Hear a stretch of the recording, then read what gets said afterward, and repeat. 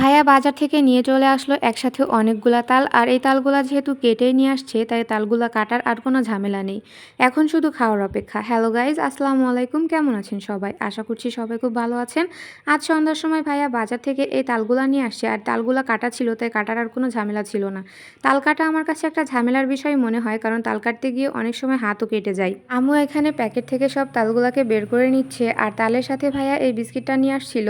এই বিস্কিটটা আম্মু টেস্ট করে দেখতেছে যে এই বিস্কিটটার টেস্টটা ঠিক কেমন। আর ভাইয়া এই সাইডে আমাদের জন্য এই তাল থেকে শ্বাসগুলাকে বের করে নিছে। আর শ্বাসের ওপর থেকে যে খোসা টাইপের থাকে এটাকে উঠিয়ে নিচ্ছে। আমাদের এখানে এটাকে তালের শ্বাসই বলে।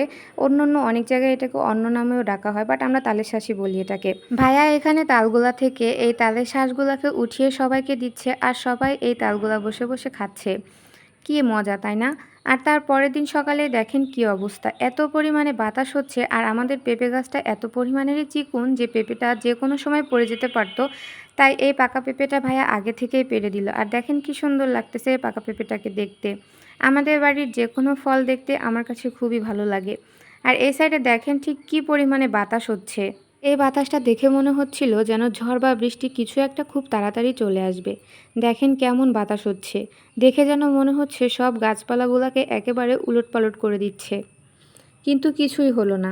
ঝড় বৃষ্টি একটু পরেই সব কিছু থেমে গেল, বাতাসও একেবারেই সব থেমে গেল। তারপর আমি রাত্রে যেহেতু তালগুলা খাইনি, তাই এখন এখান থেকে তাল নিয়ে নিচ্ছি সবাই মিলে খাওয়ার জন্য।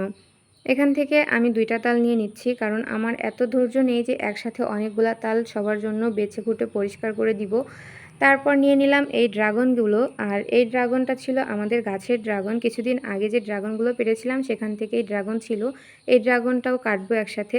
আমার একটা ফল একসাথে কাটতে ভালো লাগে না, একসাথে আমার অনেকগুলো ফল কেটে সুন্দর করে প্লেটে সাজাতে খুবই ভালো লাগে। আর এখন দেখেন আমি তাল থেকে এই তালশাঁসগুলাকে উঠিয়ে নিচ্ছি। আর রাত্রে যেমন ভাইয়া সবার জন্য তালশাঁসগুলাকে পরিষ্কার করছিল, আমারও এখন তাই করতে হবে। এই তালশাঁসগুলা উঠিয়ে যেহেতু ফেলছি, এখন এই তালশাঁসের ওপর থেকে এর খোসাটাকে সুন্দরভাবে ছাড়িয়ে ফেলতে হবে। এখন দেখেন এই তালশাঁসের ওপর থেকে আমি এর খোসাটাকে সুন্দর করে পরিষ্কার করে নিছি। আর তার সাথে এই ড্রাগনগুলাকেও কেটে নিছি।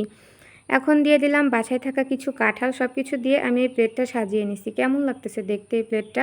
অনেকে আছে শক্ত তাল খেতে পছন্দ করে, আবার অনেকে আছে নরম তাল খেতে পছন্দ করে। যারা নরম তাল খেতে পছন্দ করে আমি না হয় তাদের দলেই থেকে গেলাম, কারণ শক্ত তাল খেতে আমি একদমই পছন্দ করি না। আমার কাছে নরম তালগুলাই ভালো লাগে। কিছুদিন আগে ভাইয়া একসাথে অনেকগুলা তাল নিয়ে আসছিল, যে তালগুলা শক্ত ছিল, আর সেই তালগুলা আমি একদমই খাইনি। এর জন্য ভাইয়া কালকে সন্ধ্যার সময় আবারও তাল নিয়ে আসছিল, আর এই তালগুলা ছিল অনেক নরম। তাই এই তালশাঁসগুলো ওঠানোর সময় অনেক সাবধানে আমার তালশাঁসগুলো ওঠাতে হয়েছে, যাতে তালশাঁসগুলো থেকে পানিটা বেরিয়ে না যায়। তালশাঁসের ভেতর থেকে যদি এর পানিটা বের হয়ে যায় তাহলে কিন্তু খেতে একদমই ভালো লাগে না। তাই খুব আলতোভাবে এর খোসাটাও আমাকে ছাড়াতে হয়েছে। আর খুব আলতোভাবে খোসাটা ছাড়াইছি, একটা তাল থেকেও এর পানি বেরোয়নি। পরে আমরা সবাই মিলে একসাথে এই তালশাঁসগুলো খাচ্ছি এখন দেখেন। আর প্লেটে তো হাতটা দেখে বুঝতেই পারতেছেন যে হাতটা কার। এই হাতটা হচ্ছে ঐশীর। সবার আগে সে চয়েস করে নিবে সে কোনটা নিবে। আর এখন আমরা সবাই মিলে একসাথে বসে এগুলা খাচ্ছি। যে কোনো জিনিস বাসার সবাই মিলে একসাথে খেতে কিন্তু অনেক মজা লাগে। তাই আমরা সবসময় চেষ্টা করি সব কিছু সবাই মিলে একসাথে খাওয়ার।